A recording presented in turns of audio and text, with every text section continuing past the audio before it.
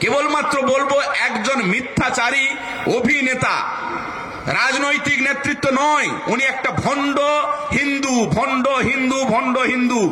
কারণ আমি পবিত্র কর ব্যক্তিগত হিসাবে আমার পরিচয় এটাই, আমার বাবার নাম পরেশচন্দ্র কর, এটাই যথেষ্ট। মঞ্চে যারা আছেন, আপনারা যারা আছেন, এর থেকে প্রমাণ পেয়ে যাচ্ছেন যে একজন হিন্দু পরিবারের ছেলে সনাতন ধর্ম পালন করে। আমার সুফিয়ানদারা আছেন, সমস্ত মুসলিম নেতৃত্বরা আছেন, তাদের এই নামটুকুই যথেষ্ট। তাদেরকে মঞ্চে দাঁড়িয়ে জোর গলায় বলতে হয় না আমি ইসলাম ইসলাম ইসলাম, বলার দরকার হয় না। একজন মানুষের এই রাজ্যে কেবলমাত্র ধর্মীয় পরিচয় দিতে হয়, তার নাম শুভেন্দু অধিকারী।